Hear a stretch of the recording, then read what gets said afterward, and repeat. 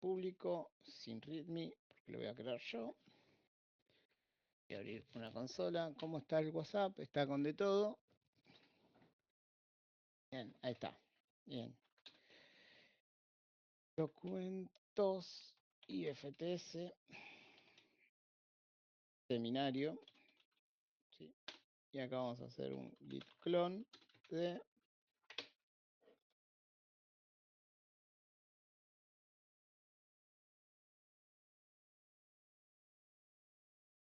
code backend. Bien. Voy a traer el hermoso readme que tengo por aquí. Vamos a pegar acá adentro. Hoy no es demasiado largo, es bastante corto. Así que nada, lo que vamos a hacer así, el que se lo quiere ir clonando, lo vamos a subir. Bien, git add, git commit -m.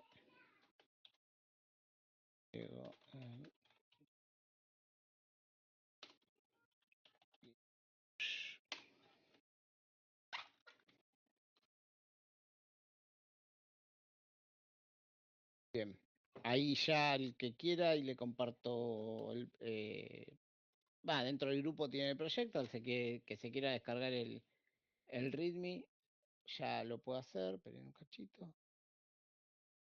Acá. Ahí les compartí el repositorio.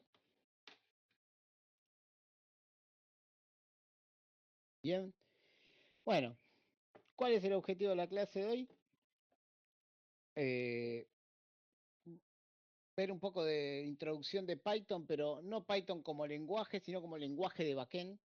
Ver que si bien Python no solo se usa, no es siempre o 100% usado para backend y no es su único propósito, se puede usar para backend y funciona bastante bien y tiene una buena performance, ¿sí? Vamos a empezar a ver algunas librerías de Python que nos van a permitir levantar un servidor HTTP, conectarnos a una base de datos y todo lo que necesitamos, todo lo básico que necesitamos para tener un backend. Todo esto sin frameworks. Vamos a desarrollar una API, ¿sí?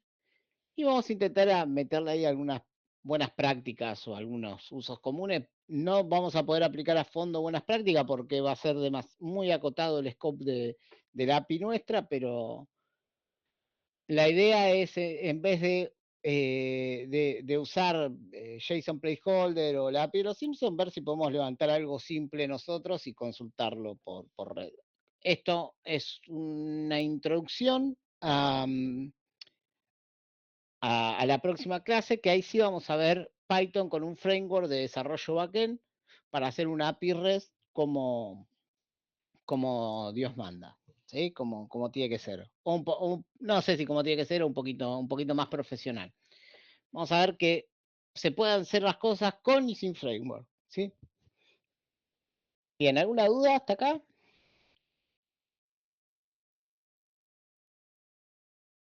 Bien. No, profe. No, profe. Perfecto. Lo primero que les voy a consultar, ¿todos saben lo que es una API?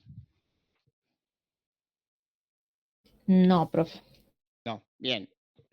Una API es un Application Platform Interface, ¿sí? ¿Qué significa esto?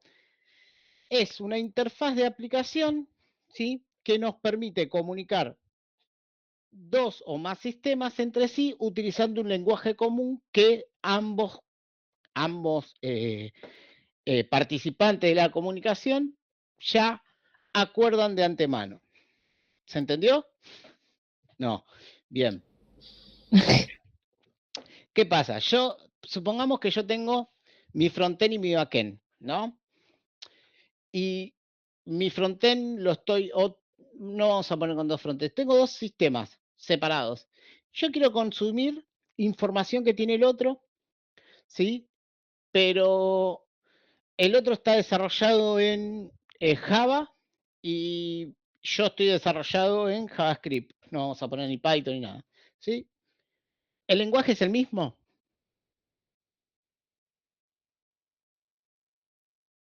Tengo uno en Java y el otro en JavaScript. ¿Es el mismo lenguaje? No. Bien. Entonces, ¿qué necesito hacer en el medio? Necesito crear algo que me permita comunicar entre esas dos cosas, ¿sí? Eh, y, y se entiendan al hablar. ¿Eso cómo lo llamamos eh, en informática? Algo que permite comunicarnos con la computadora, por ejemplo. Si yo me siento, ¿no? En la computadora y uso el teclado, ¿qué estoy usando? El dispositivo es una... Es una interfaz. Sí. Exactamente, es una interfaz. En este caso, una interfaz que permite al humano introducir información a la computadora. ¿Yo le escribo los bits a la computadora de lo que quiero escribir o le escribo palabras? Yo, yo le envío números binarios, yo escribo en el teclado 1001 o yo escribo la A, por ejemplo. Palabras. Bien, ¿y quién se encarga de traducir esas palabras? El lenguaje intérprete. Exactamente, el controlador, el driver de la interfaz de teclado. ¿Sí? Bueno, los APIs vienen...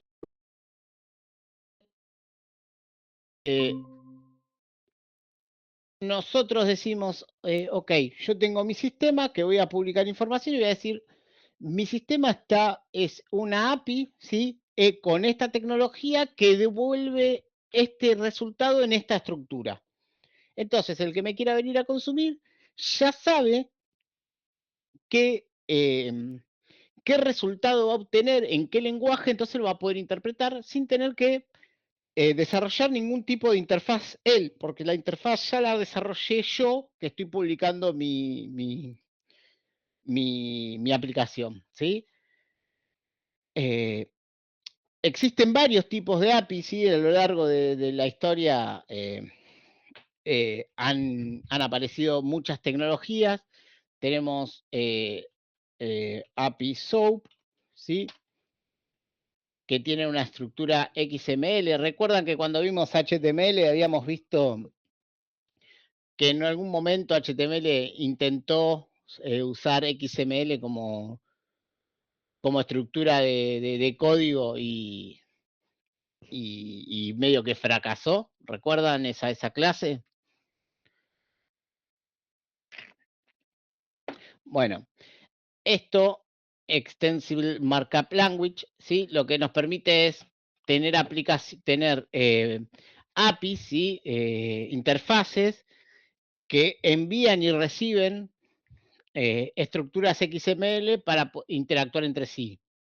Entonces, uno define cómo es el payload, ¿sí? la carga útil que va a enviar a través de estructura de marcado, etiquetas que va inventando el propio desarrollador y le va diciendo, ok, esta es mi estructura, y con el indentado y la apertura y cierre de etiquetas tal como HTML va definiendo sus bloques de código. ¿Sí? Esta estructura es una de las más antiguas en utilizarse. Es una de las más robustas y las más seguras de utilizar, pero hoy en día se está dejando de usar mucho debido a que la comprensión de estos payloads se hacía bastante complejo, ¿sí? Y se encontraron nuevas formas de enviar información a través de una interfaz. ¿Cuáles eran esas formas? Y empezó JavaScript a decir, yo quiero manejar objetos, tengo que desarrollar alguna notación para poder manejar objetos yo, y largó algo o inventó una convención llamada JSON, o JSON. ¿Alguna recuerda? También lo hablamos. JSON, ¿sí? Es la anotación de objetos de JavaScript y nos permite escribir o crear objetos utilizando una sintaxis de llaves, ¿sí? Con esta invención dijeron, che, pero ya no necesito enviar si JavaScript sabe interpretar esto, ya sabe manejarlo. Ya no necesito enviar un XML, ¿sí? Y escribir estructuras XML que son súper engorrosas y súper difíciles de entender. Puedo enviar un JSON, un objeto, ¿sí? ¿Y cómo lo llamaron a eso? API REST. ¿Sí? Las API REST fueron inventadas para poder, para interactuar y intercambiar información con métodos HTTP, exactamente igual que lo hacían las API SOAP, usando método get, post, put y delete, pero intercambiando lenguaje JSON, ¿sí? Y después los amigos de Google dijeron, yo quiero ir un poquito más allá, y sacaron algo llamado GraphQL. Meta, dice, mira, pensé que era, me equivoqué, pensé que había sido Google. GraphQL es un nuevo lenguaje de estructuras para APIs, ¿sí? Que está siendo implementado, pero es lo más nuevo en tecnología API, pero no se está usando mucho, pero bueno, se los nombro para que lo tengan en cuenta, ¿sí? No está, como les digo, no le presten tanta atención, yo se los nombro para que lo tengan ahí en el roadmap y cuando le digan, ¿conoces algo de GraphQL? Digan, sí es una API, no sé qué. Sí, es es un lenguaje de APIs, una query de APIs, ¿sí? Pero, nada, céntrense más en APIs RESTful, ¿sí? Que son las más usadas hoy en lo que es tecnología web, ¿sí? Y basada en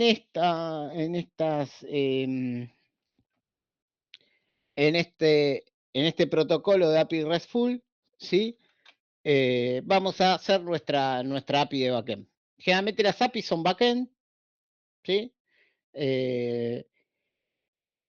Son la manera que vamos a tener de conectar los clientes de frontend, ¿sí? Con las bases de datos a través de una API. Nosotros le vamos a decir al API desde un frontend, le voy a decir, che, necesito que me mandes los datos del usuario, la API se va a dar vuelta, va a ejecutar las queries de la base de datos que estés utilizando. Al cliente no le importa la base de datos porque para eso tiene la interfaz, ¿sí? Para olvidarse de todo lo que pasa atrás. Le va a pedir a la base de datos, ya sea un Mongo, sea un MySQL, lo que sea, se va a dar vuelta, va a recibir la estructura, la va a parsear como JSON y se la va a enviar al frontend. El frontend va a recibir un JSON, o sea, JavaScript va a agarrar un objeto y lo va a mostrar lindo y bonito en la pantalla. Bien, para eso, ¿sí? Nosotros vamos a usar Python. Python es un lenguaje multipropósito, ¿sí? Que está muy vinculado a lo que es ciencia de datos, pero también sirve para hacer interfase de aplicación o desarrollo backend, ¿sí? ¿Por qué elijo Python? Porque como ya habían visto Python en otra materia, entiendo que otro tipo de desarrollo, no web, entiendo que van a estar más familiarizados con la sintaxis, ¿sí?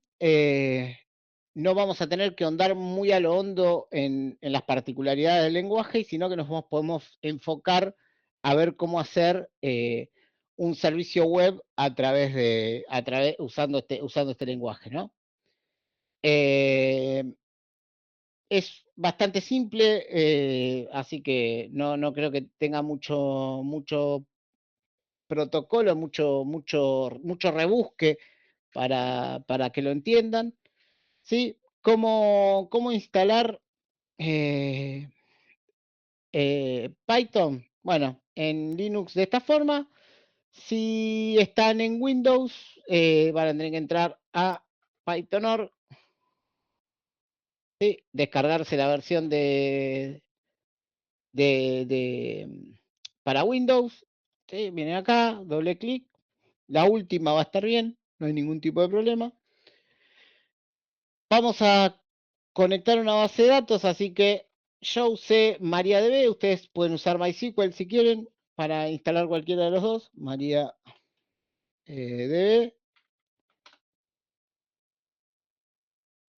Pueden descargarla desde la página web, lo mismo. Para Windows tiene que estar por aquí, en algún lado. Tuki, tuki, tuki. Debe ser el repository. Acá. Tienen que elegir Windows, ¿sí? Dan download y instala MariaDB. O se pueden instalar directamente MySQL. Lo mismo. Download. Y se descargan de alguna parte de todo este mar de porquerías que pone MySQL acá. Acá. ¿Sí? Orbent. Bueno, no está. Acá está, MySQL Installer. Se los voy a pasar para. Vamos a ponerlo directamente al link de descarga acá. MySQL le vamos a poner. Y acá le vamos a poner.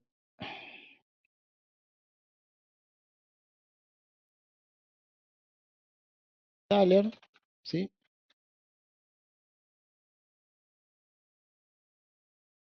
Ahí está, tienen las dos opciones.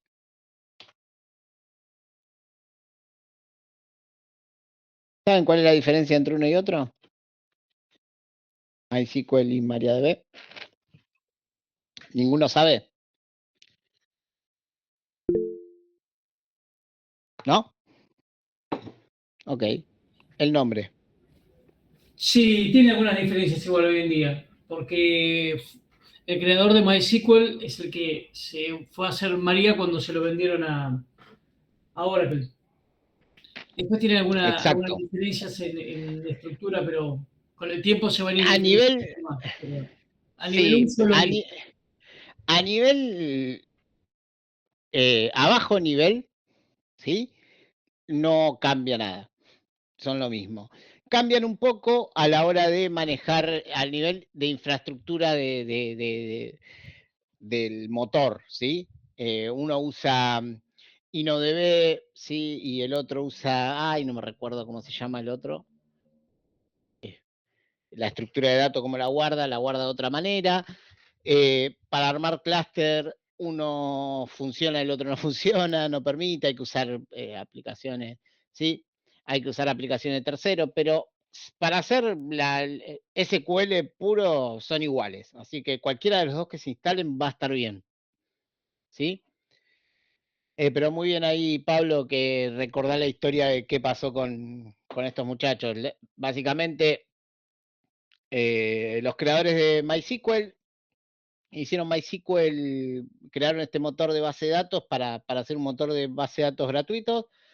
Oracle, que era siempre fue el pionero y el líder en base de datos, empezó a perder terreno hasta que en una maniobra comercial compra MySQL y lo que primero que hace es ponerle una licencia corporativa encima. A los creadores de MySQL no les gustó esto, agarraron y dijeron, sí, bueno, agarro mi código del core, lo modifico un poco y saco una versión gratuita de tu mismo producto, que la llamaron MariaDB. Historia también de desarrolladores. Bien. Vamos a ir a la primera parte. ¿Cómo instalo código? ¿Cómo puedo desarrollar? ¿Cómo puedo instalar módulos en Python? ¿Sí? Python ya viene con un montón de módulos, preinstalado, pero muchas veces hay muchos que vamos a necesitar utilizar, ¿no? Así como por ejemplo el conector de base de datos. No viene preinstalado. En este caso hay que utilizar este conector que se llama MySQL Connector Python. Eso no viene preinstalado, entonces uno lo tiene que instalar como instalamos cosas en RIA con JavaScript para poder utilizar.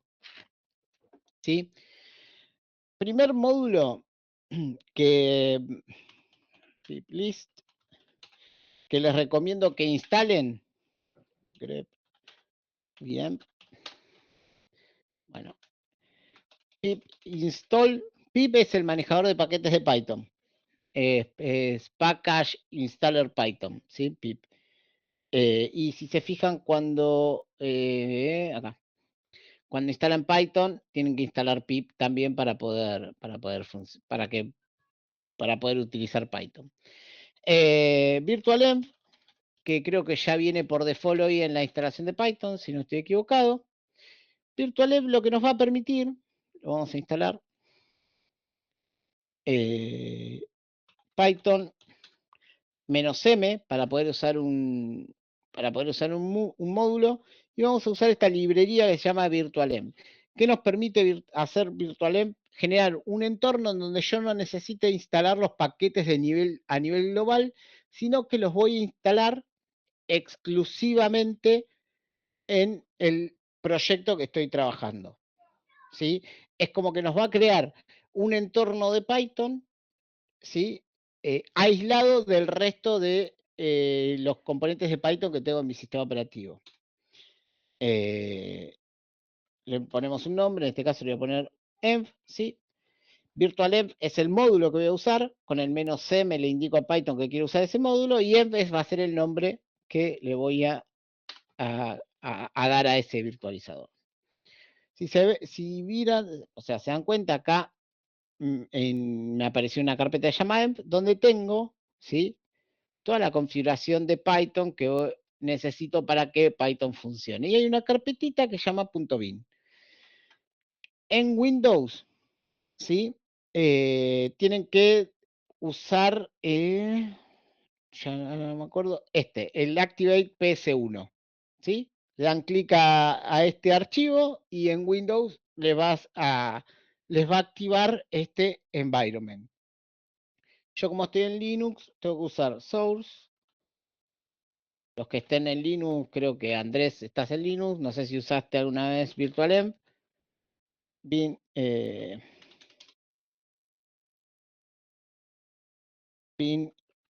activate, ¿sí? Y ya estoy utilizando mi entorno de Python aislado, ¿sí? Bien, esto puede ser confuso, pero nada, alguna duda, hay mucha información, si no me mandan un mail y lo conversamos y lo ponemos en práctica y los charlamos. ¿Alguien tiene alguna duda de por qué se hace esto? No, bueno, sigo. Bien, ya tengo mi entorno de Python creado, ¿sí? Voy a crear un archivito nuevo que se llame api.py. ¿Sí? Bien, en este api.py, ¿sí?, yo ya lo tengo creado, pero lo vamos a escribir desde cero, así le digo qué hace cada línea. Lo primero que voy a hacer es declarar cuáles son los módulos de Python que tengo que voy a utilizar, ¿sí? Perdón. ¿Qué vamos a crear? Vamos a crear un servidor HTTP, ¿sí?, que levante una API que me permita devolver un JSON. Así que lo que primero tengo que importar para poder utilizar en mi código va a ser el módulo HTTP, y de este módulo le voy a importar el método server. Desde este paquete le voy a decir importame base HTTP request handler, ¿sí?, y HTTP server. Bien. Ahora voy a crear una clase. ¿Recuerdan lo que son las clases, no? Le voy a decir simple say, le voy a decir a esta clase, ¿sí? Que va a heredar de base request handler, ¿sí? Entonces, ¿qué hice? Creé una nueva clase, ¿sí? Que la llamé simple say, ¿sí? Saludo simple, que hereda de este módulo que importé en la línea 1, ¿sí? De base HTTP request handler, que lo que los va a permitir es poder generar los paths correspondientes para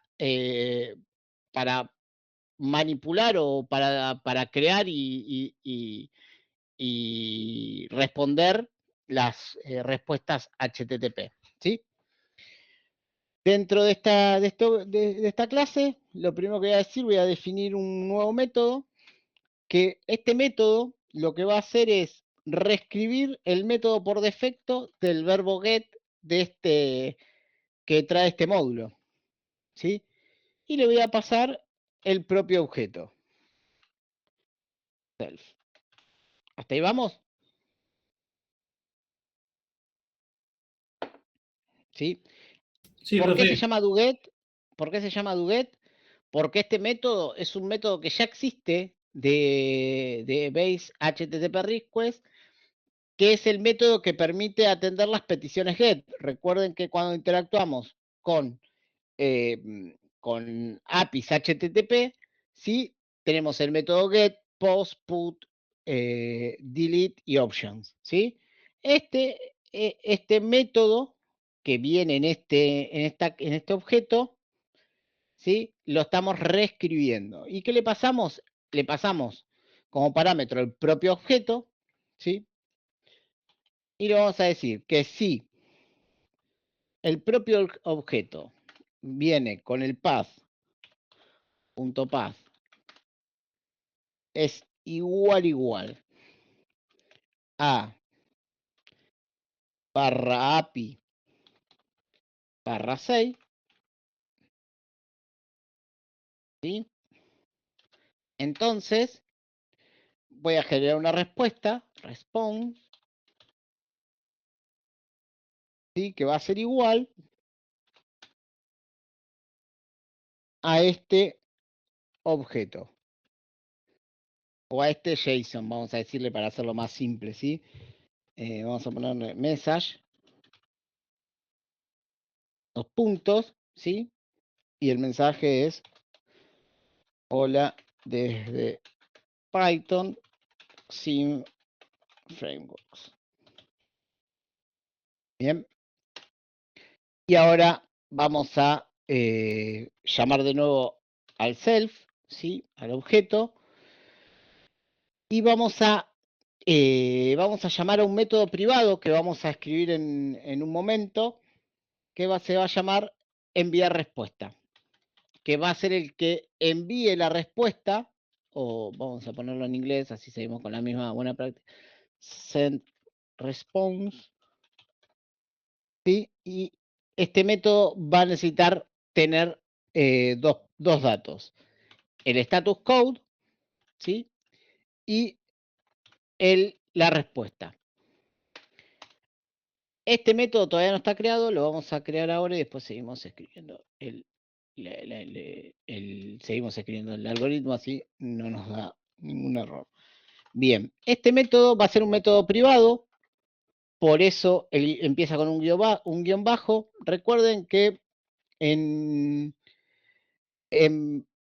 Python no existen los métodos privados, ni tampoco las constantes, pero por convención las constantes se escriben en mayúscula y los métodos privados inician con un guión bajo, ¿sí? Es solamente por convención. Bien. Este método le vamos a pasar también el objeto, ¿sí? Le vamos a pasar el code y le vamos a pasar el message. No, message no, porque se va a confundir. El response. Vamos a escribir el método. Bien. El método va a ser, lo primero que va a hacer es llamar al mismo, al método sendResponse. Fíjense que ya me lo reconoce porque estos métodos son todo parte de, del base HTTP request handler, ¿sí? Yo voy a llamar a este método, que ya está escrito, ¿sí? Y le voy a pasar response, ¿sí? Después, una consulta HTTP. ¿Recuerdan cuando consumíamos la API con REST que le definíamos unos parámetros? Uno de esos parámetros era el content type, los famosos header de HTTP.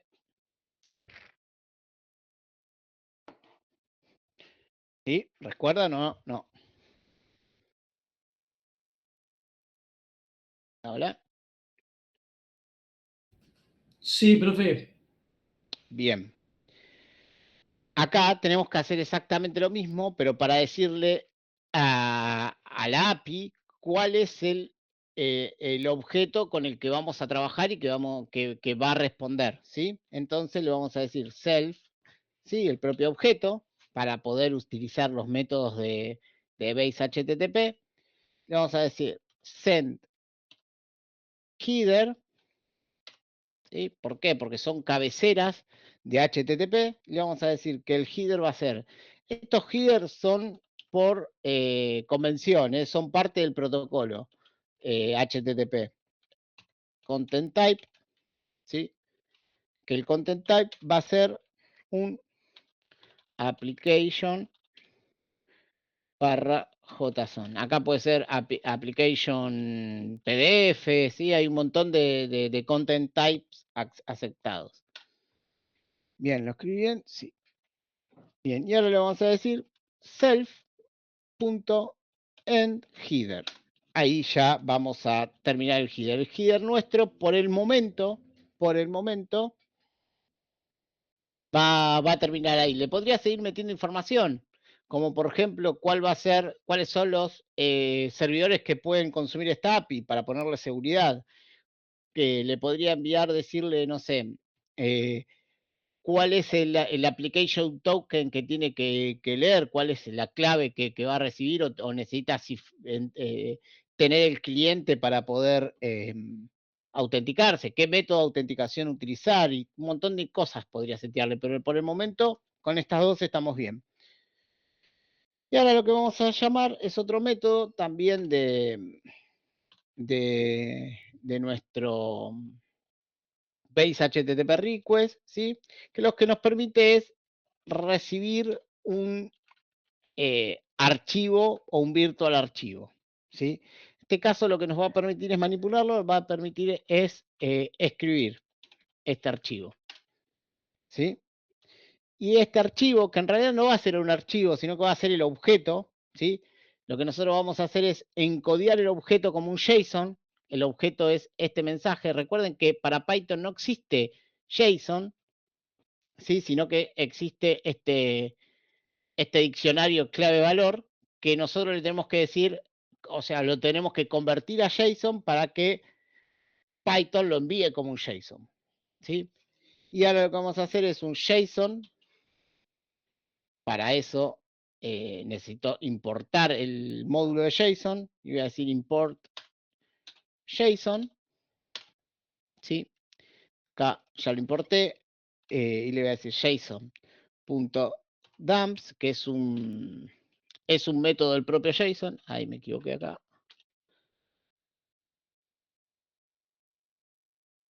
A este JSON dumps le tenemos que pasar cuál es el array, el diccionario que vamos a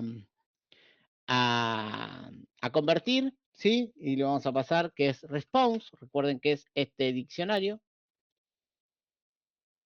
Y le vamos a decir que a este diccionario le haga un encode, ¿sí? Y como es un método, hay que pasarle los paréntesis. Bien. Acá lo único que nos falta, ya tenemos nuestro método para responder, ¿sí? Y acá le vamos a decir que si no es este path, ¿sí? El que está recibiendo el servidor o el que está enviando el servidor, le vamos a decir que devuelva un self punto guión bajo send response. Vamos a pasar un 404 con un objeto acá en el medio, sí, que le vamos a poner, perdón, con un diccionario que le vamos a poner comillas, error,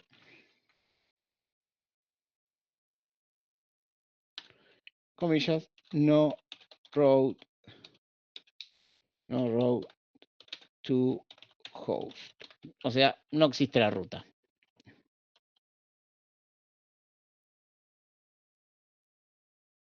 Bien. Ahí ya tenemos nuestra simple API creada, ¿sí? Y ahora lo que tenemos que hacer es generar nuestro servidor, ¿sí? O levantar el servidor. Bien, lo primero en Python, siempre que van a ejecutar un archivo, van a ejecutar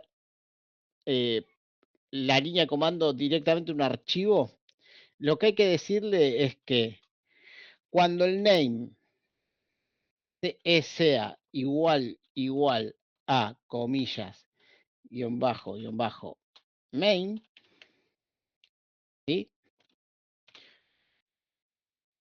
Cuando este archivo, el name de este archivo sea el nombre principal del archivo que se ejecutó, o sea, cuando en Python escriba Python api.py, va a venir es api.py en name y va a ser igual al objeto, ¿sí? Principal que disparó este evento, ¿sí? Entonces, si es el principal, entonces vamos a levantar el server. Y server va a ser igual a HTTP server, ¿sí? Que recuerdan es el que importamos acá, ¿sí? Y HTTP server espera que le pasemos primero una tupla con la URL que vamos a escuchar, en este caso es localhost, ¿sí? Y el puerto en el que tiene que escuchar. En este caso vamos a usar el 8000, ¿sí? Después de esa tupla le vamos a pasar, ¿qué le tenemos que pasar? Le tenemos que pasar cuál es el request, cuáles son los paths que van a escuchar, cuál es la API, cuál es mi servicio. Mi servicio es simple site. Le pasamos simple site, ¿sí? Y para poder tener un log y saber que se está ejecutando, le vamos a hacer un print.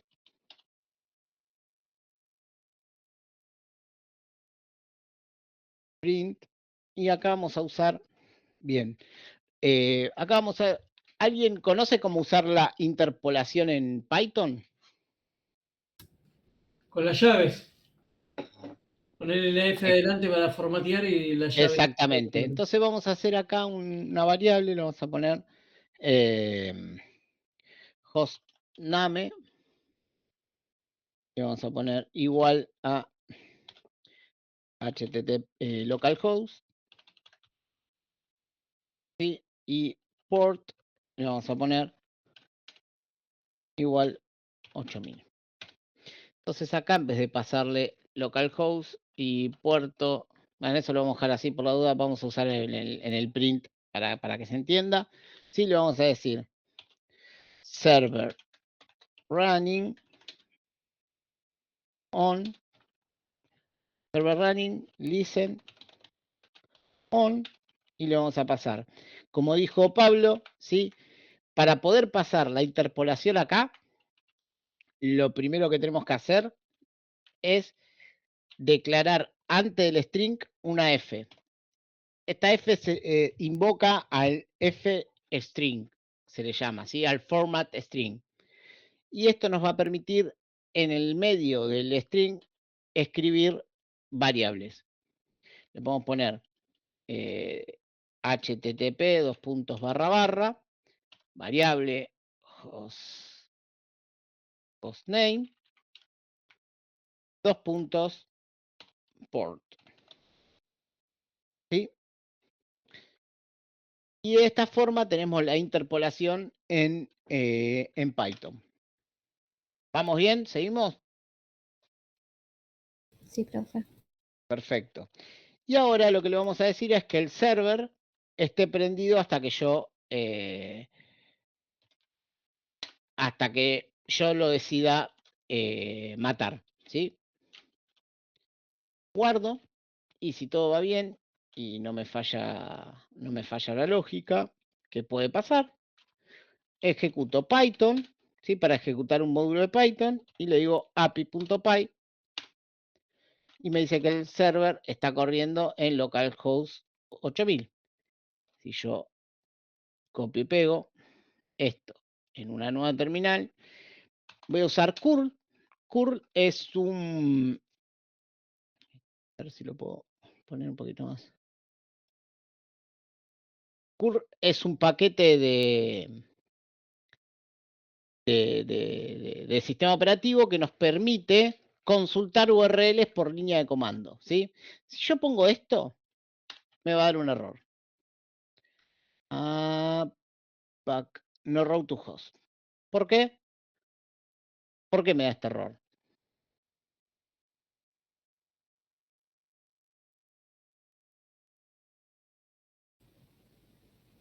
¿Por qué no le indicaste el path? Exactamente, bien.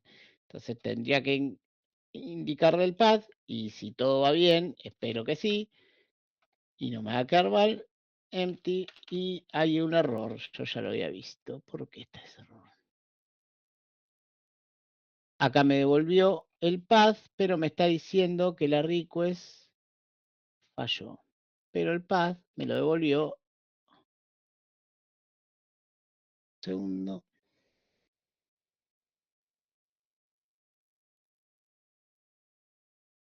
Me dice que un establish dict, porque a ver, escribí mal algún diccionario. En un segundo. Hay algo que le metí algún typo en algún lado.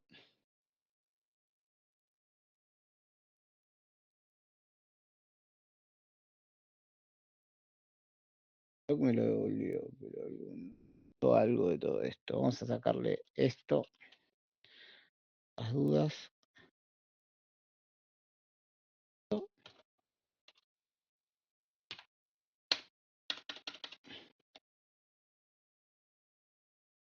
No, no le gusta. No le gusta la respuesta. Dice que no le gusta la respuesta.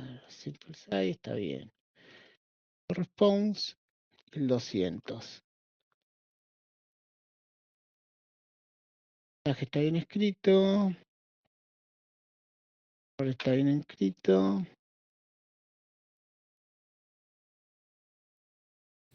Pero acá estoy chequeando con lo que tenía subido. No, Y acá donde le dice send, pasé. claro, Sí, ahí. sí. Ahí está, code. Ahí está. Me equivoqué. Ahí está el problema. Bien, gracias.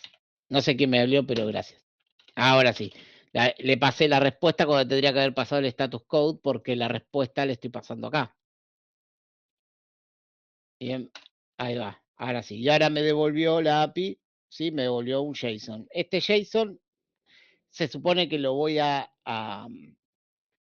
obtener en mi cliente y mostrar. Obviamente que no va a ser solo un mensaje lo que voy a mostrar. Voy a mostrar otro tipo de información, ¿sí? Y si le pego a una respuesta que no esté, me dice error no route to host, ¿sí? Porque no hay respuesta. Y el error que me da es 404, que corresponde a lo que le estamos pasando. ¿Sí? Entonces, de esta manera tenemos una API ya creada. ¿Cuántas líneas de código? 23 líneas de código, tenemos una API. Simple, ¿no? Vamos a hacer esto, ¿sí? Vamos a git status, se lo subo. Git add -a mayúscula, git commit, Así ya lo tienen ustedes, menos M. Y acá vamos a poner subo una simple app. Bien. Y push. Ahí ya tienen el código para que lo puedan ir jugando. Es el mismo, como dijo la compañera recién, que está en el README. Si van al README tienen ese código, ¿sí? Por aquí, tuki. Más para arriba.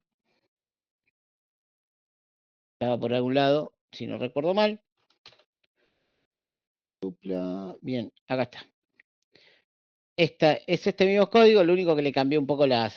en la documentación están los conceptos en español. Lo ideal siempre es trabajarlo en inglés, pero bueno, para documentación de ustedes lo puse en español, ¿sí? Pero la idea es tenerlo en inglés. Bien. ¿Seguimos?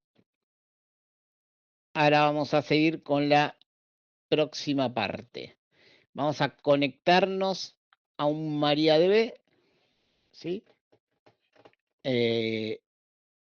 Y ejecutar query. Yo ya tengo instalado MariaDB y obviamente que el tutorial ya lo probé para ver que funcione.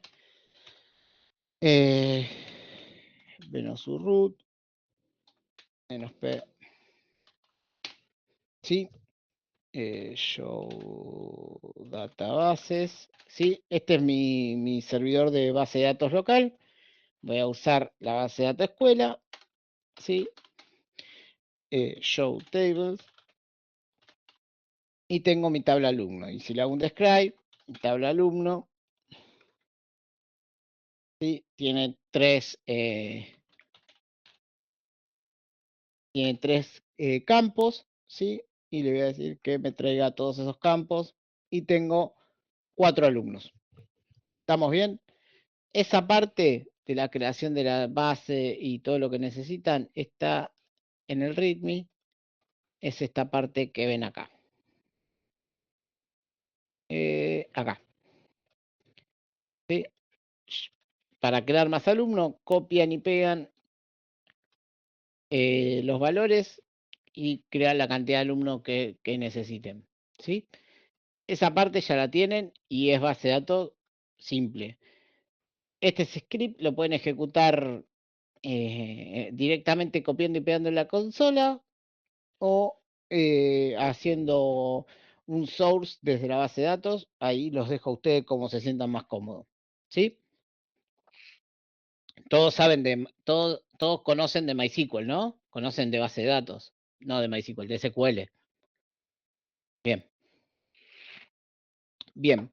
Lo primero que vamos a hacer, ya que estamos en el virtualenv, vamos a crear acá un nuevo directorio que lo vamos a llamar API-medio-db. ¿Sí? Dentro de este directorio, perdón, vamos a ejecutar este comando que yo dije por acá arriba cuando expliqué lo del virtualenv. ¿Sí? Está por acá, pip install MySQL Connector Python. ¿Para qué?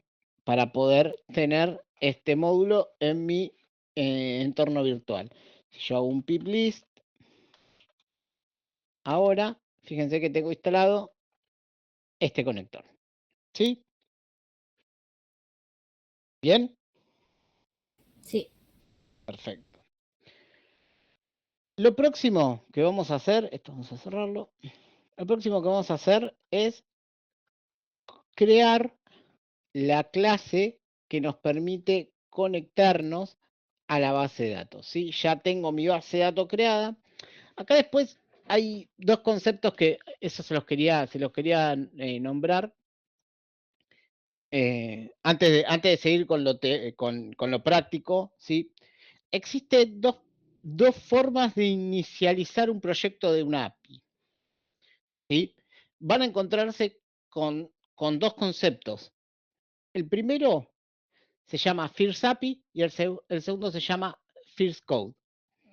¿Alguno escuchó alguna vez esto? No, no me suena.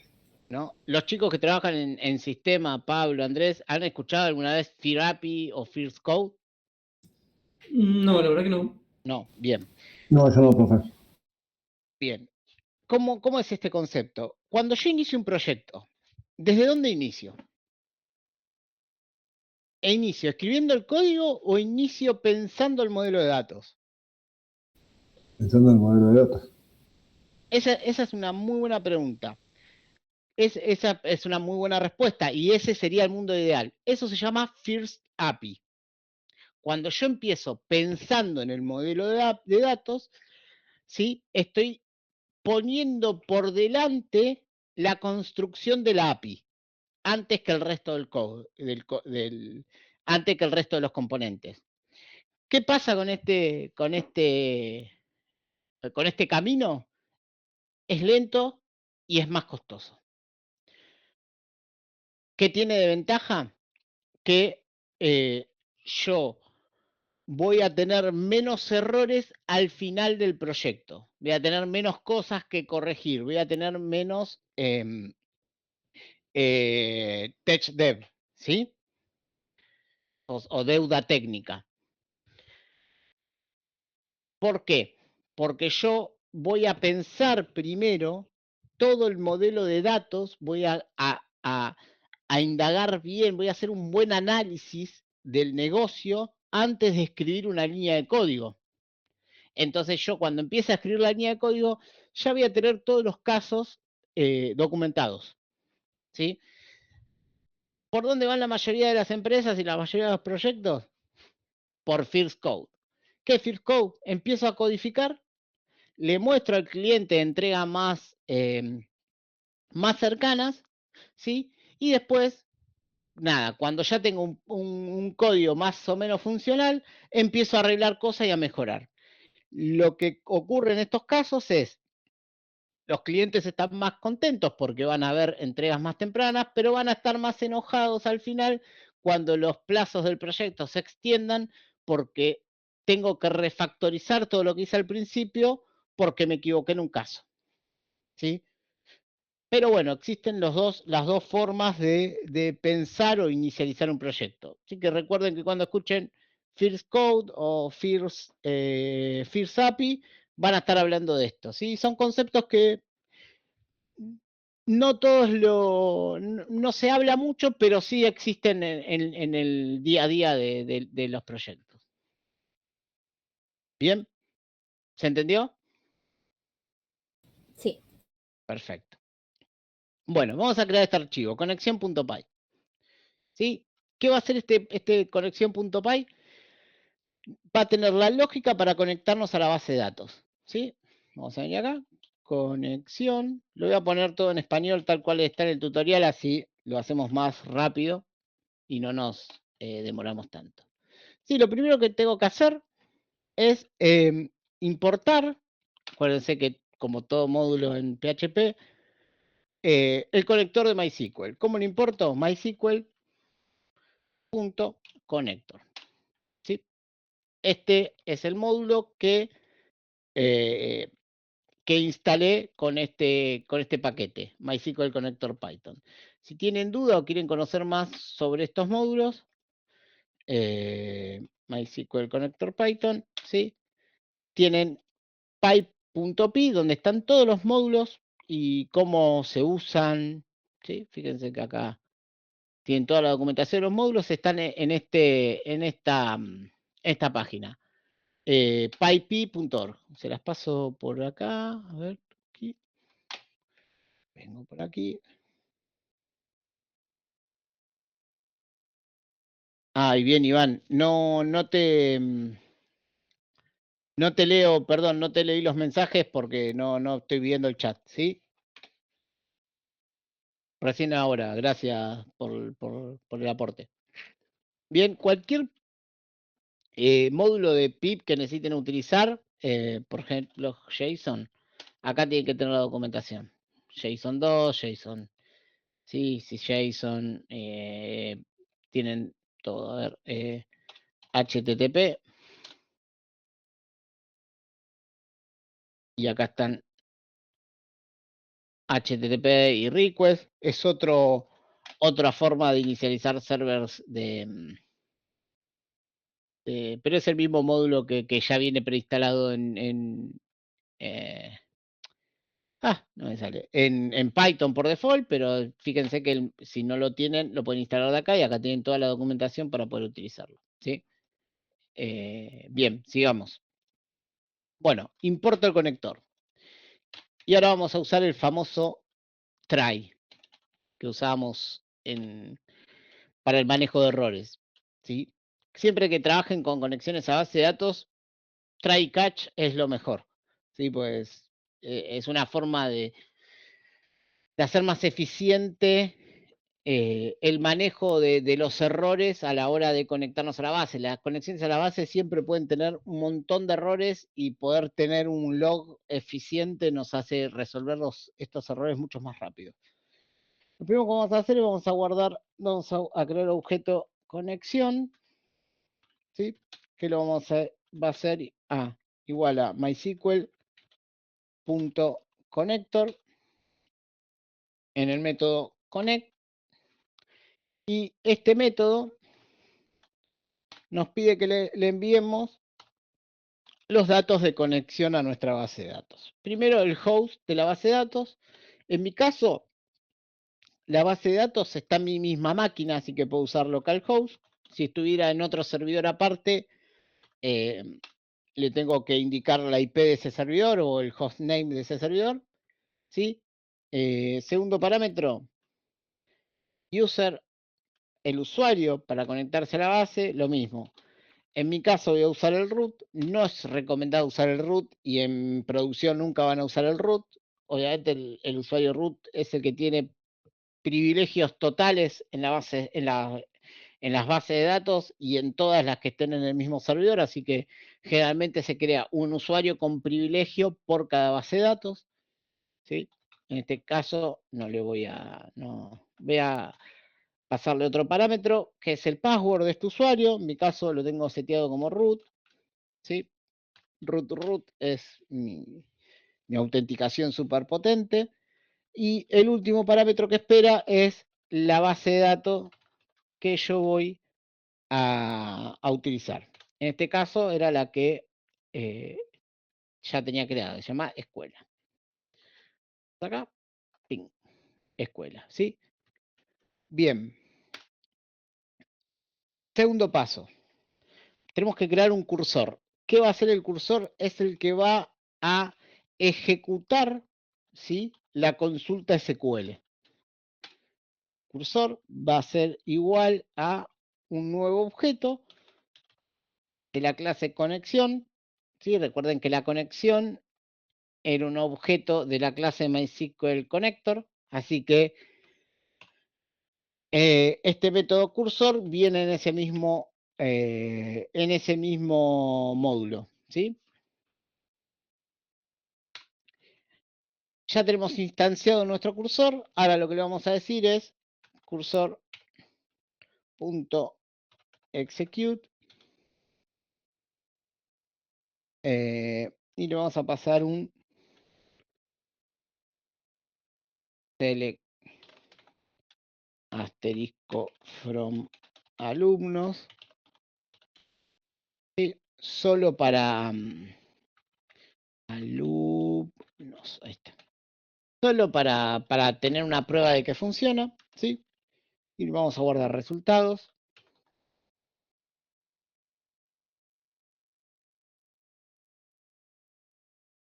Igual a cursor.fetch all.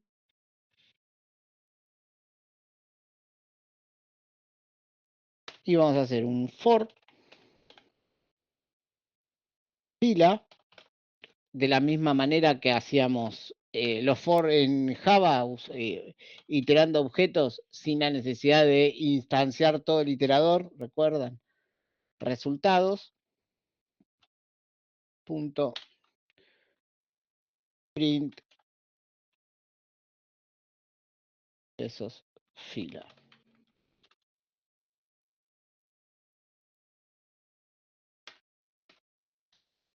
Bien, si esto no funciona, vamos a tener que lanzar una excepción, ¿sí? Y esta excepción va a ser de MySQL.connector.error para traernos los errores de MySQL. Y vamos a pasar error y vamos a decir que nos imprima cuál es el error, ¿sí? Usamos el fstring, va a decir error, dos puntos, error. Y que siempre haga un finally, ¿sí? Este concepto finally no lo vimos, ¿no? Con JavaScript, cuando vimos try. No recuerdan, ¿no? Creo que no lo vimos. Bien. Finally, cuando se usa try y catch, en este caso catch no tenemos, except, no existe el catch en Python, se llama except, ¿sí? Este módulo se ejecuta y si está todo bien, devuelve un resultado. Si no está todo bien, devuelve un error, pero el except no se ejecuta siempre. Se ejecuta solo cuando el try tiene un error, ¿sí? En cambio, cuando tenemos un finally, el finally se ejecuta siempre, haya o no haya errores. ¿Sí? Y acá le vamos a decir, ¿para qué vamos a ejecutar siempre el finally? Finally connection is connected. O sea, acá vamos a preguntar si la conexión está establecida. Si la conexión está establecida, hace un connection close. Nunca dejen una conexión a la base de datos abierta. ¿Sí? Entonces, ¿qué estamos haciendo en este bloque de código? Se haya ejecutado la consulta o tuvimos un error en la consulta, ¿sí? Cierren la conexión. Siempre. Si el estado de conexión es conectado, ciérrenla. ¿Por qué? Porque generalmente las bases de datos tienen un límite de conexiones seteados. Si yo empiezo a dejar abiertos conexiones por todo el código, mi base de datos en algún momento va a explotar. Entonces, una vez que yo ejecuté mi consulta, no necesito mantener la conexión entre la base, cierro la conexión. ¿Sí? A ver, si yo ejecuto esto y hago Python conexión.py, tengo la conexión a mi base de datos y me trajo mis alumnos. ¿Sí? Bien. Ahora vamos. Esta es una manera simple de conectarnos a la base de datos. Así que tenemos el ejemplo de cómo crear una API y cómo conectarnos a una base de datos de manera simple. Bien. Ahora vamos a hacer lo mismo, pero uniendo las dos cosas. Vamos a hacer una API que se conecte a una base de datos y nos devuelva por web el resultado de esa base de datos.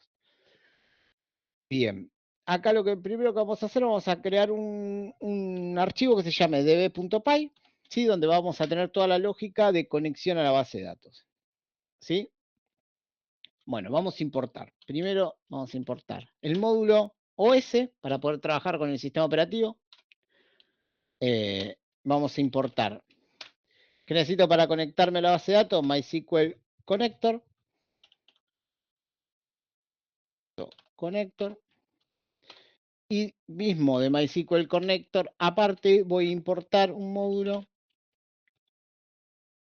llamado import pooling para manejar pool de conexiones. ¿Sí? Bien. Ya tengo los módulos que necesito. ¿Sí? Lo primero que voy a hacer es establecer la configuración de la base de datos, pero usando una práctica diferente a la que usamos recién. Vamos a generar una tupla. ¿Sí? Como es una tupla, la voy a escribir. ¿Saben lo que es una tupla?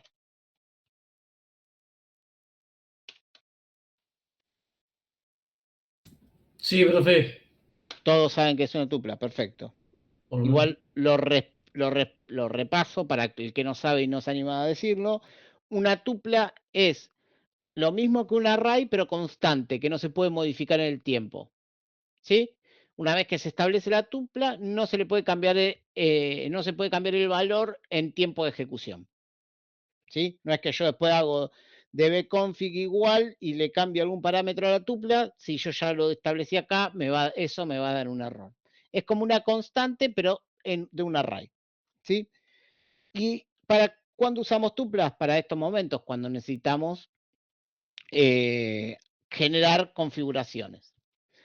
Yo acá le voy a decir que, bueno, que el dbhost, ¿sí? Va a ser, fíjense que se escribe de manera diferente, ¿sí? Acá escribí un diccionario, que le pasé, en realidad no le escribí un diccionario, le pasé parámetros a un método, pero acá estoy generando una tupla, ¿sí? Está escrito como si fuera un diccionario. Le voy a decir, con el módulo OS, ¿sí? ¿Qué permite hacer el módulo OS? Interactuar con el sistema operativo que está trabajando mi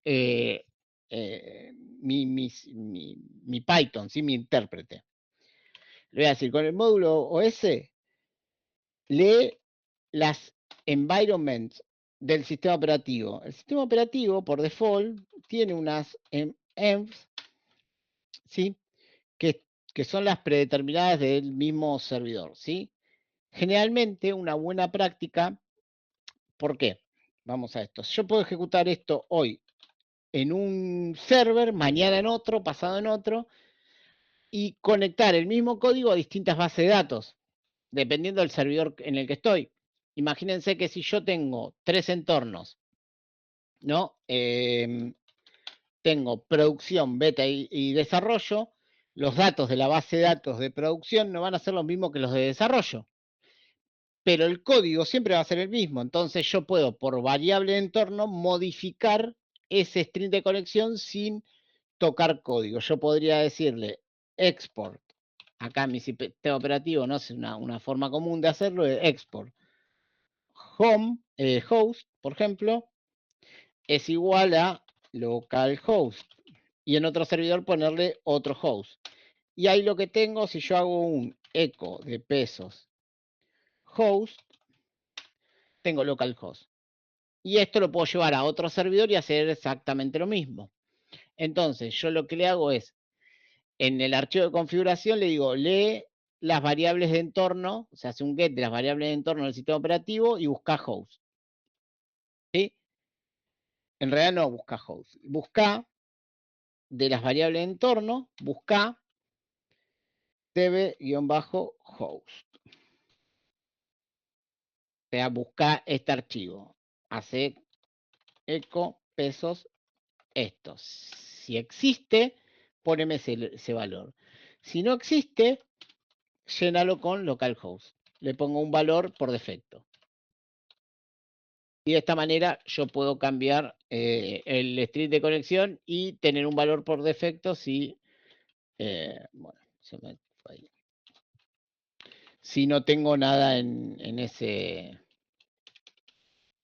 código. Algo le hice, algo que no le gustó. Sí, me falta acá esto. Bien. Segundo parámetro que necesito. Segundo parámetro que necesito. ¿Qué le tenía que pasar? ¿Se acuerdan?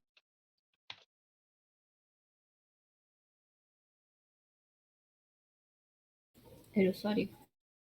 Bien. Vamos a pasarle entonces. Pesos user. Perdón, pesos no. User debe user.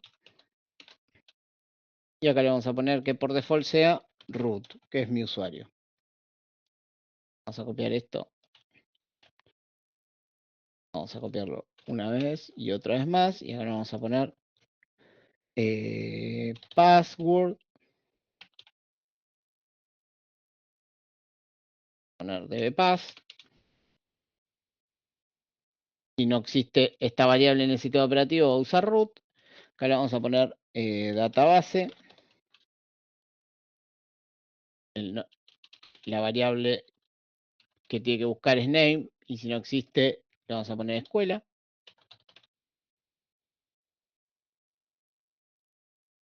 Bien, y vamos a generar un tercer valor que no es obligatorio, pero se los voy a declarar para que lo conozcan, ¿sí?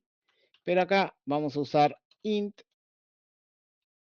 porque esto va a esperar un número entero, y es el puerto. Por default, las bases de datos MySQL o MariaDB utilizan el puerto 3306. ¿Sí? Por default usan ese puerto.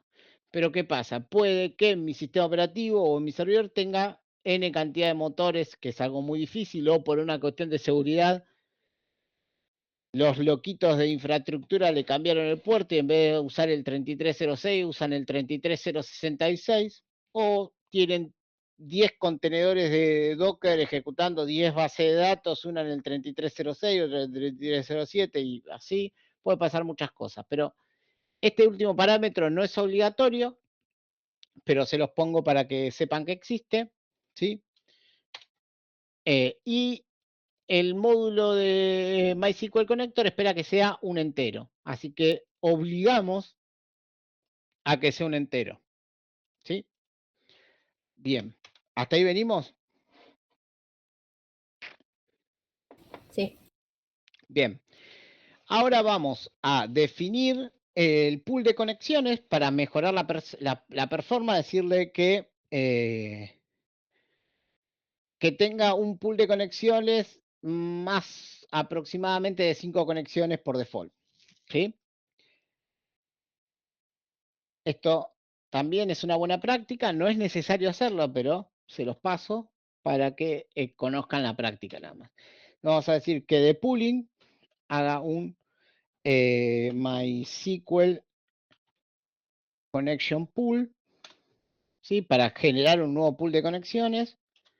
Y le vamos a decir que ese pool se llame pool name. Vamos a decir pool escuela, ¿sí?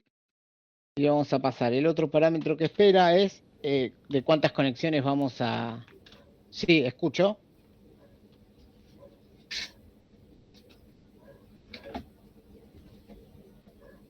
Hola, hola. Hay alguien que tiene el micrófono abierto. Y acá lo que vamos a hacer es de cuántas conexiones va a ser el pool que vamos a establecer. Sí, esto para mejorar la performance. Y le vamos a pasar la configuración de la base de datos, ¿sí? Se la vamos a pasar de esta manera. ¿Estamos? ¿Hasta ahí? ¿Venimos bien? Sí, profe. Bien. No sé quién tiene abierto el micrófono y está haciendo un poco de ruido. Lucas, ¿puede ser que seas vos? No, no, no. Hay alguien que tiene abierto y hace un poco de fritura, pero bueno, sigamos así. Bien, lo primero que vamos a decir es, vamos a obtener una conexión de este pool. Sí, vamos a definir una función, ¿sí? Que se llame get connection. Este get connection nos va a recibir parámetros y le vamos a hacer, va a hacer que retorne a un return de cnx pool.getConnection. Sí, lo que estamos haciendo acá es definir un método para obtener una conexión de este pool. ¿Sí? Vamos a definir otro método, ¿sí? Que lo que nos va a permitir hacer es un query de todo. ¿Qué vamos a pasarle a este método? Le vamos a pasar SQL, que va a recibir la query y espera que sea un string. La otra propiedad que le vamos a pasar va a ser los parámetros, ¿sí? Que espera que sea una tupla, ¿sí? O que sea none igual a un non. ¿Sí? lo que definimos acá es, ok, le pasamos el parámetro, la consulta, la query SQL per se, ¿sí? Que es el select, asterisco, bla, bla, bla, bla. Espero una tupla con la configuración, con los parámetros, y si no, que le pase none. Si no existe la tupla de parámetros, le pasa un non, ¿sí? Y esto nos va a retornar una lista, ¿sí? Que espera un diccionario. Chica, es enorme esta gata, no sé, parece que tiene como... ¿Hay alguien que está con el micrófono prendido hablando? Ay, tenés el micrófono abierto. Ay. A ver si la puedo mutear, silenciar. Silenciar. Ahí está. Ahí la Ahí. silencié. Ahí está. Gracias, chicos. Bien. Más que nada, porque hay veces salen cosas que uno no piensa Sí, que... sí. No, está bien, no hay problema. Bien, y ahí le pasamos a la query, le pasamos que va a retornar un diccionario, ¿sí? O espera retornar un diccionario. Bien. O sea, en realidad devuelve una lista de diccionarios, ¿sí? Porque se fijan lo que nos habíamos devuelto, si volvemos a hacer el Python Connection, ¿sí? Esto es una lista de diccionarios. Es 1, 2, 3, 4 diccionarios, ¿no? Eso es lo que nos devuelve, una conexión SQL, una lista de diccionarios. Bien, sigamos acá. Vamos a hacer un try. Recuerden que siempre que ejecutemos consultas a la base de datos, la vamos a hacer con try y catch. Sí, le vamos a decir que conexión, que lo vamos a llamar CNX, va a ser igual a getConnection, que está llamando al método de acá arriba, que lo que nos va a retornar, recuerden, era una conexión de ese pool que establecimos en 5. Vamos a establecer el cursor. Recuerdan que el cursor era quien iba a ejecutar las queries y extendía de la conexión. Así que esto es exactamente lo mismo que hicimos en este archivo, ¿sí? Es esta parte de acá. Pero acá, como no le vamos a pasar la query directamente, le vamos a decir que va a ser un diccionario, dictionary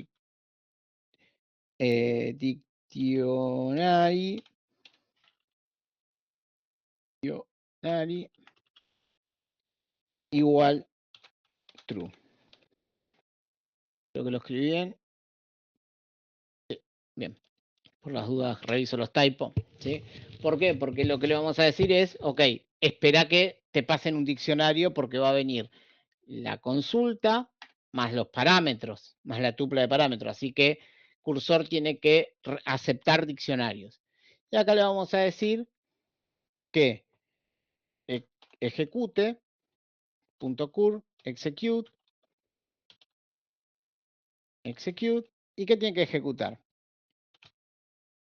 SQL, que es el que viene recibido por parámetro, que va a ser la query per se de MySQL, y le pasamos params para enviarle los parámetros de conexión. Y si no recibe los parámetros de conexión, o el objeto vacío, porque vino un non. Es esto de acá. ¿Sí? Bien, y ahora vamos a decir que por cada fila, rows, vamos a hacer un cursor, punto, vamos a usar el método fetch all, ¿sí? Que lo que hace es hacernos un fetching de todo lo que venga en las de todas las tuplas que vengan en nuestro diccionario, ¿sí? Y vamos a retornar rows. Lo que estamos haciendo es convertir de alguna manera lo que devolvió SQL en una tupla o en un array que Python puede interpretar y devolver, que es rows, ¿sí? Y vamos a decirle que except, ¿sí? Y acuerden que teníamos que traer los errores, punto connector, punto error. ¿Sí? Nos vamos a traer los errores y le vamos a decir que se llaman error. ¿Sí? Y acá le vamos a decir return. Que retorne error. Error 2 puntos. Va a devolver, digamos, un array con un error. Y acá le vamos a poner el fstring. ¿Sí? Y le vamos a poner que debe error. 2 puntos. Y le vamos a pasar el error. Hasta ahora, fíjense que la conexión es exactamente o casi la misma que teníamos antes, ¿sí? Que hicimos en el otro archivo. Y vamos a pasarle otra excepción, ¿sí? Para que si el error es desconocido, ¿sí? Exception. O sea, el error no es parte de un error SQL, ¿sí? Que es un error desconocido, que no lo conoce SQL, ese error no es de SQL, vamos a devolver lo mismo. Vamos a hacer rápido así, tuki. Y acá en vez de debe error, le voy a poner un expected. Un expected, o sea, error inesperado. Sí, puede ser un error de conexión a internet. Fácil. Los errores de acá pueden ser errores de está mal la sintaxis, no existe la tupla, etcétera, etcétera, etcétera. ¿Y qué era lo que necesitábamos después hacer siempre que conectábamos una base de datos? Cerrarla. Exactamente. Bueno, vamos a hacer un finally, ¿sí? Pero acá vamos a cerrarlo también usando un try. Este try lo que va a hacer es, va a tratar de cerrarla, no vamos a preguntar si está abierta. ¿Por qué? ¿Por qué no lo vamos a hacer de la misma manera? Porque recuerden que tenemos un pool de conexiones. Yo solo quiero cerrar la conexión que tome del pool y nada más, ¿sí? Ahora le vamos a decir que except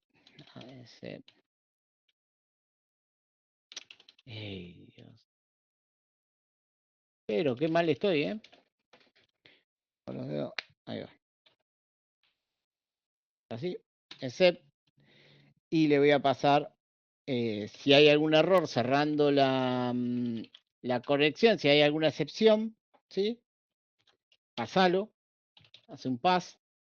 No da más nada. Y volvé a intentar con un try. Volver a cerrar la conexión, pero no del cursor, sino directamente la conexión del pool.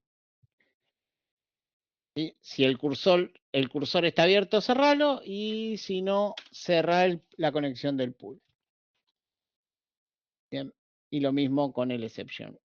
Siempre que hay un try, tiene que haber un exception, ¿eh? Por eso, si se fijan, si yo comento estas dos líneas, fíjense que el try me lo marca en rojo. ¿Por qué? Porque cada vez que hay un try, yo necesito tener una excepción. En este caso, no voy a hacer nada con esa excepción, por eso le pongo un pass para que siga. Bien. Y ahora vamos a hacer, vamos a crear otro método que se llama execute. Este método era para hacer queries de select, ¿sí? Para traer todo lo que tenga. Pero ahora vamos a hacer métodos que nos permitan manejar los insert, los update y los delete. Así que vamos a usar acá un execute. Bueno, hice cualquier cosa. Acá, execute. ¿Sí? Vamos a hacer una función que se llama execute, que va a esperar lo mismo que acá. Vamos a copiar esto.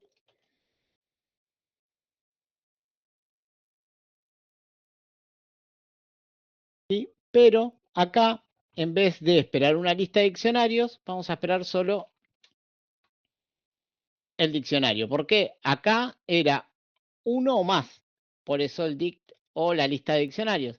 Acá la ejecución va a ser de a uno. ¿Sí? No necesito definir más métodos de formularios. Bien, y vamos a hacer algo parecido a esto. De acá me puedo robar, tuki. Voy a robar todo este try y lo vamos a rehacer. Acá me faltó algo, paz. Y esto me lo voy a robar. Así lo hacemos rápido. Try tiene que ir más acá. Bien, ahí está. Bien, ¿necesito hacer todo esto? No, porque acá no necesito fechear, porque recuerden que voy a tener un solo diccionario. Entonces, en vez de hacer el rows, acá lo que vamos a hacer es un cnx.commit. ¿Saben lo que es un commit? En SQL.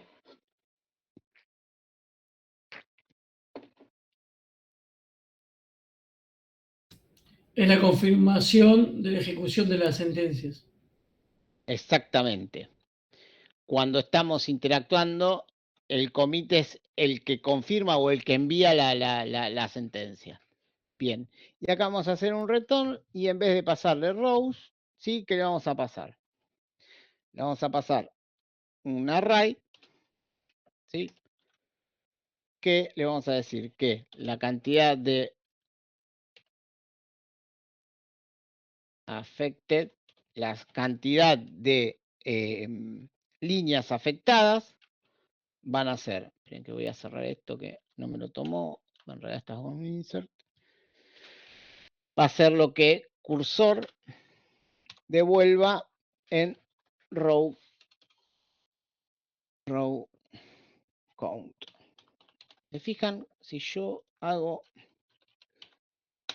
esto, fíjense que tengo este dato acá abajo, me lo devuelve MySQL. Este rows, 4 rows es la cantidad de líneas afectadas, ¿sí? Entonces, ese parámetro es el que yo le estoy pasando acá. ¿Sí? Y le voy a pasar que el last ID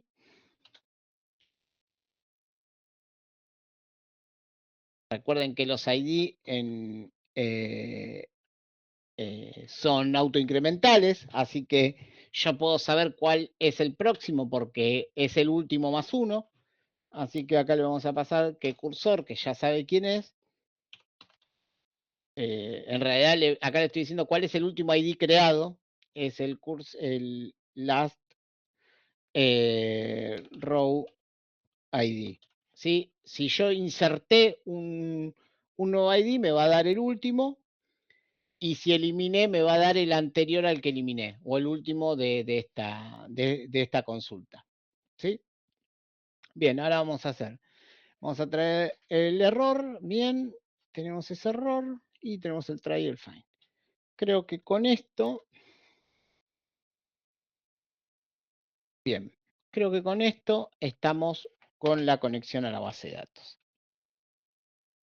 Ahora vamos a generar nuestra API. ¿Qué hora es? Vamos a hacer una cosa.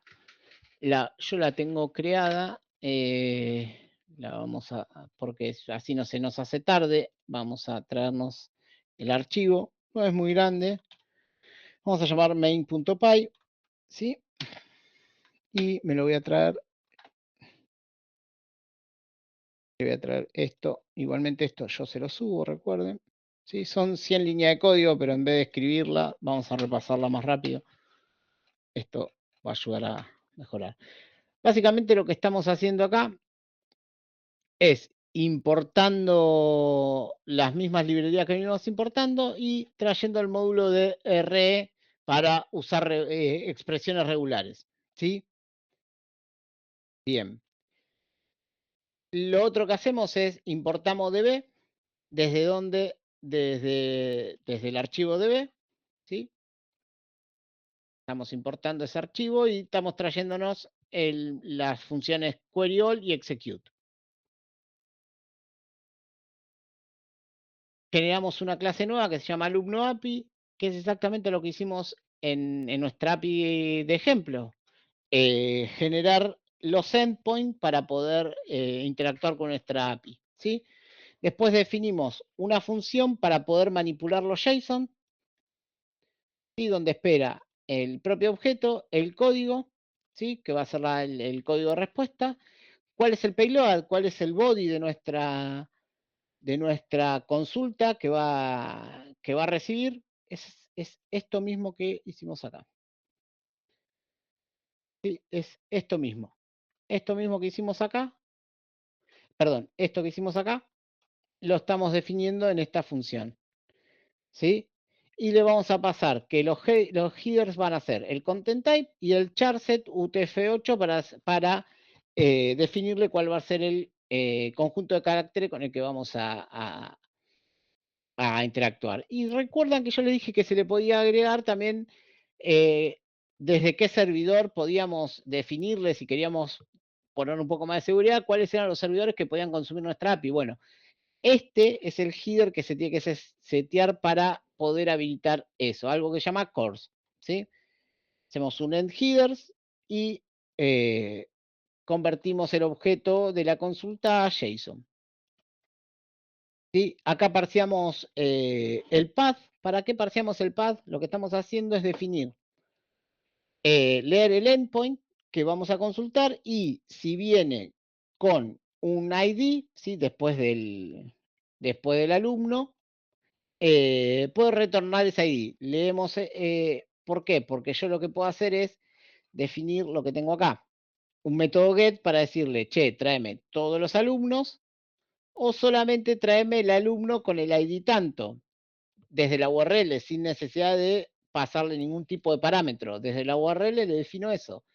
Y con este método que estoy acá, lo que estoy haciendo es obtener ese ID para pasárselo a la consulta select cuando la haga la consulta específica por ese alumno, ¿sí? por ese dato con ese ID.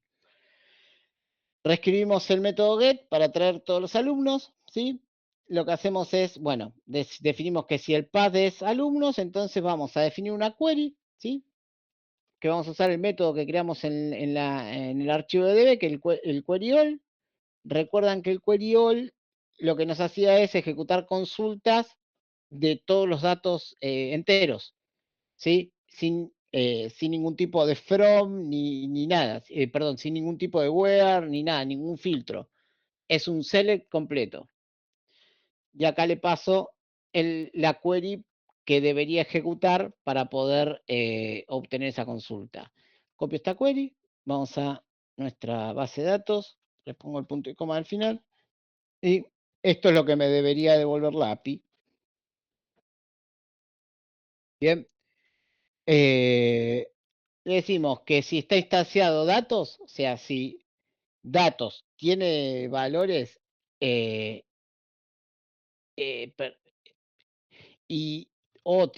tiene errores, entonces devuelve esto.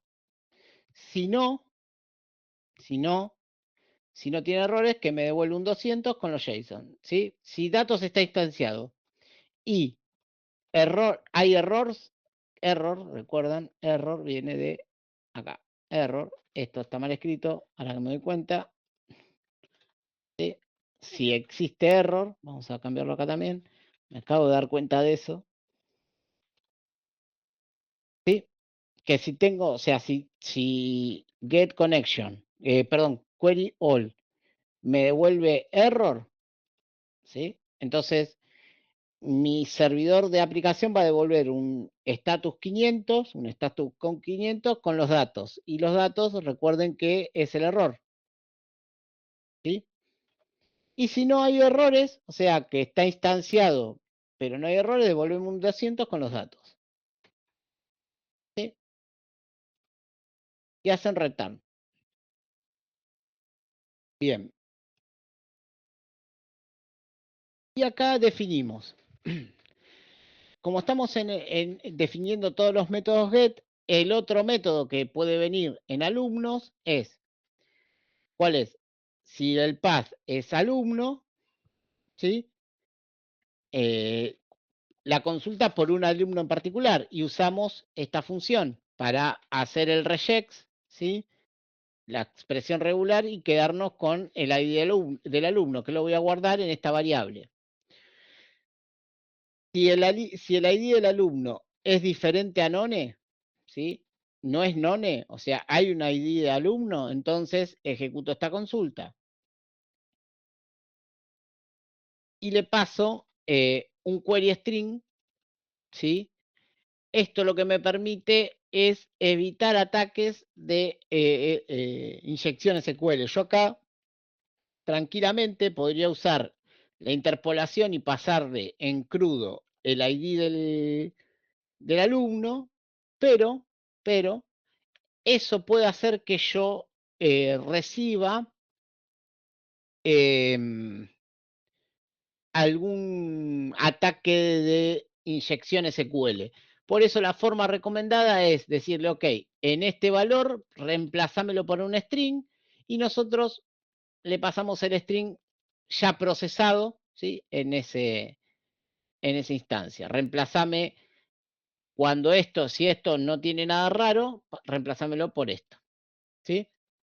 Lo mismo, si está instanciado datos y no hay ningún error, perdón, y hay un error, devuélveme 500, o sea, devuélveme un error por pantalla y pásame el error.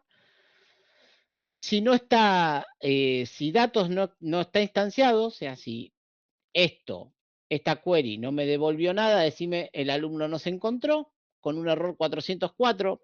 Acá también les quiero mostrar esto.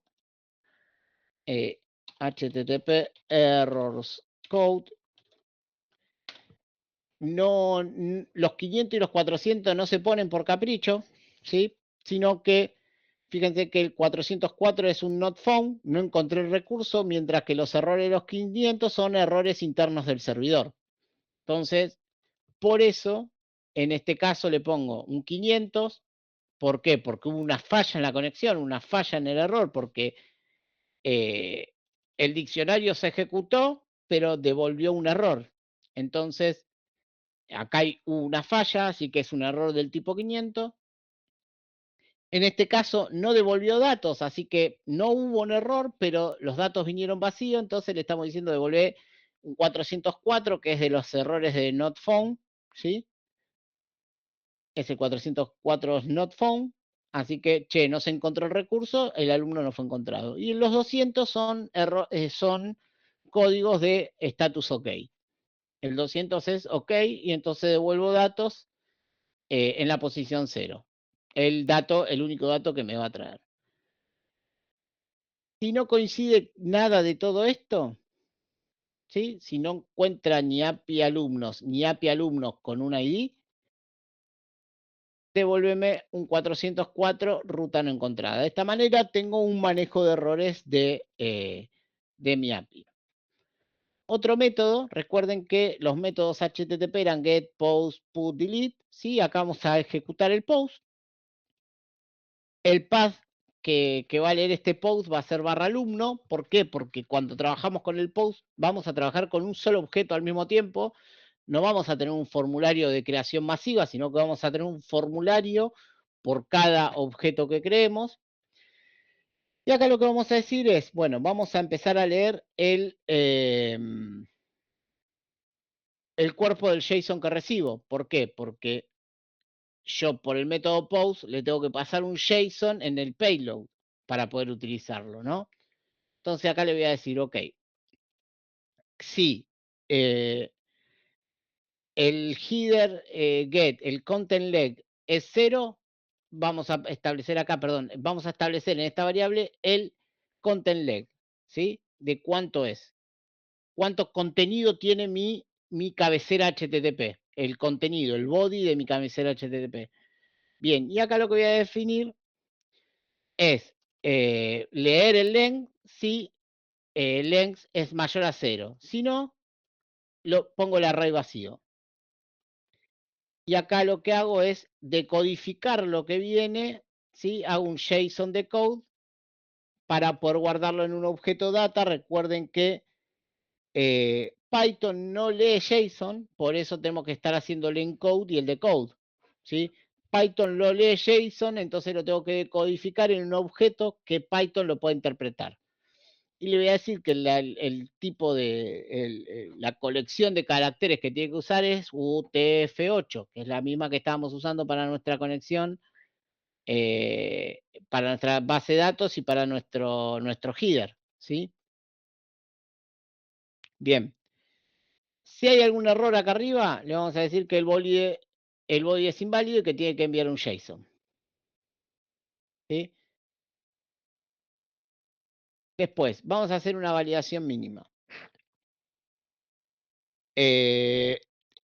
Vamos a buscar el nombre y la edad, ¿sí? Del alumno.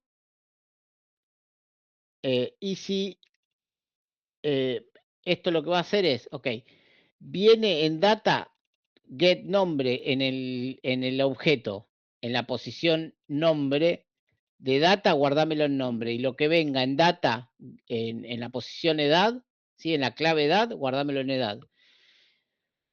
Si data no está instanciado, ¿sí? O sea, nombre no está instanciado o no es un string, o no se puede, o no tiene más de un carácter, entonces devolveme un 400 y decir, che, el nombre, el campo nombre es requerido, no tiene que estar vacío. ¿Sí? El strip lo que hace es separar un string por caracteres, carácter por carácter. Hace de un string un array de caracteres. ¿Sí? Si edad no está instanciado y no tiene un entero, o edad es menor que 0, entonces devolvemos un error que edad es requerido y que requiere un entero mayor a 0. Lo que estamos acá evitando es que nos pongan nos ingresen valores no deseados en nuestros campos. Bien. Y después vamos a hacer exactamente lo mismo que hicimos con el select. ¿Sí? Vamos a guardar en la variable res de respuesta, ¿sí? El execute lo teníamos en nuestra DB, ¿sí? Es este método que está acá. Ahí donde estaba, perdón, acá. Vamos a ejecutar el método execute con la query insertar, porque es un post. Recuerden que los posts sirven para insertar, ¿sí? Dentro de alumnos, nombre y edad, reemplazamos, usamos los query param, ¿sí? Y le enviamos nombre y edad por separado. ¿Para qué? Para evitar SQL injection, ¿sí? Usamos una consulta parametrizada. Si obtenemos un error, devolvemos el error con la respuesta 500. Si no, devolvemos toda la consulta, ¿sí? De todo el select de los alumnos, donde, devolvemos la data del último usuario creado, que lo voy a traer del las ID, ¿sí? Hacemos un query all de select ID, nombre y edad, donde ID sea igual a lo que tengo en la respuesta. Y de esa forma me va a devolver los datos del usuario creado recientemente. Y volvemos a manejar errores, ¿sí? Si está instanciado el diccionario, o sea que este query all, que nuevo, el query all me devolvió algo y es un diccionario, pero hay un error dentro de nuevo, entonces devuelvo un 201, ¿sí? Si no, devuelvo un 201 devuelvo un 201 con los datos que me trajo la consulta, ¿sí? Y si no, devuelvo un 201 con el usuario. Esto es por si existe el usuario o no. Si todo esto, el usuario en el método post no pone este pad o un pad que no esté instanciado, ¿sí? Devuelve el 404, ruta no encontrada, exactamente igual que lo hicimos en el método anterior. ¿Venimos bien? Bien, lo mismo hacemos para establecer las options, ¿sí? Le ponemos... esto es para no usar options directamente en nuestra API. Option es un método bastante inseguro, por ende no conviene usarlo mucho, ¿sí? Levantamos el servidor de la misma manera y si esto funciona todo bien, vamos a hacer este es API db barra main.py y si esto está todo bien, levanto mi servidor y vamos a probar esto. Alumnos, lo tengo un curl por acá. Vamos a hacer el curl. Bueno, curl http localhost. Espero que no falle como el otro. Y le pego alumnos. Estoy dentro de... Todavía estoy dentro del... Ahí está. Bien, me devolvió todos los alumnos. Si le paso, en vez de alumnos, alumno barra 1, me debería devolver el alumno con el ID 1. Y vamos a probar creo que tengo en el README un ejemplo del curl. No lo puse. Vamos a hacer un pause. A ver si tengo el Thunder Client para ejecutar. No lo tengo instalado.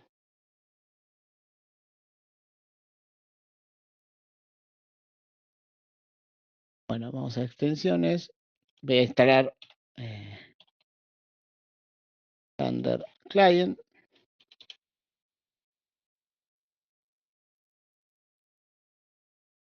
Thunder Client es un cliente para poder hacer consultas a APIs, ¿sí? Y lo tengo que tener por aquí. ¿Dónde estás? Acá está, Thunder Client. Bien. Y acá lo que voy a hacer es una nueva request que le voy a poner, si esto lo envío, fíjense, me hace un post, pero acá lo que vamos a hacer es ponerle localhost, http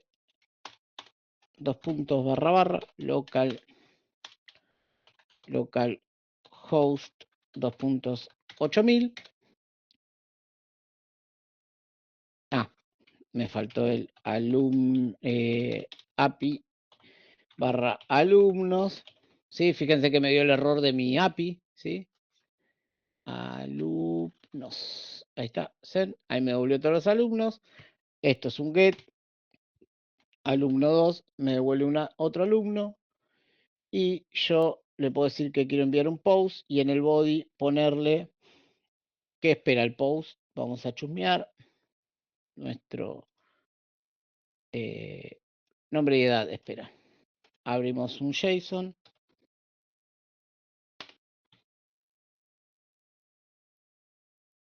Copio. Vamos a poner nombre, 2 puntos, Pepe, y edad espera un integer, así que le vamos a pasar 25. Y si esto está todo bien, error ruta no encontrada porque no es alumno 2, es alumno, send, y me devolvió que me creó el alumno con el ID 5. Si ahora llamo a alumnos con el método get, Pepe es mi último alumno creado.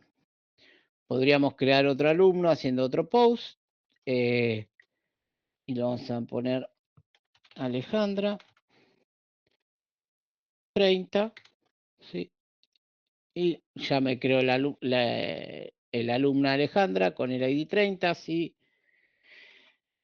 Cambio el método, recuerden que hay que cambiar el método, envío el send, está todo, ¿sí? Y si voy por la consola hago exactamente lo mismo.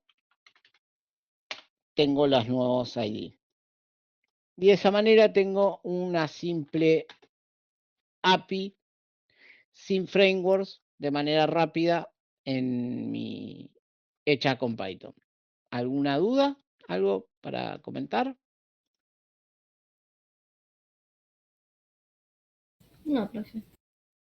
Bien, el tutorial, fíjense que acá están ambos códigos. Igualmente, vamos a hacer así. Git status. Vamos a subir git add -a. Git commit -m. Subo los archivos de la API con MySQL. Git push. Tienen el código para poder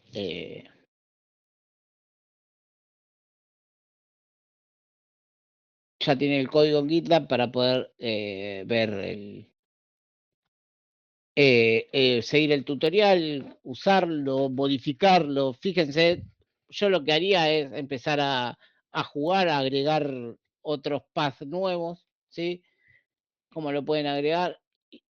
Agreguen una tabla más y generen en la DB otro método. En realidad acá en la DB pueden, esto no hace falta modificarlo. Lo que pueden es copiarse el pad y generar un pad nuevo, ¿sí? Que en vez de ser API alumnos sea, no sé, API materias, ¿sí? Y le pasan otro select creando obviamente la tabla materias en la base de datos. Y deberían poder generar un CRUD nuevo. Bien. ¿Estamos bien? Terminamos un ratito antes hoy. Sí, profe. ¿Les parece bien?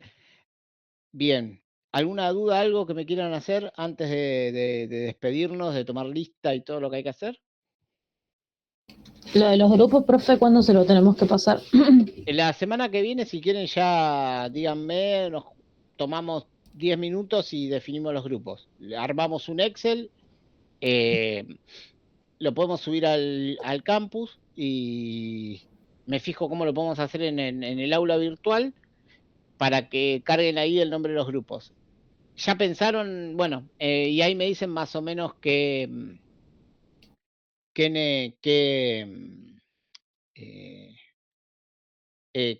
pensaron para el trabajo y todo eso. Bien. Quería comentarles, corregí los trabajos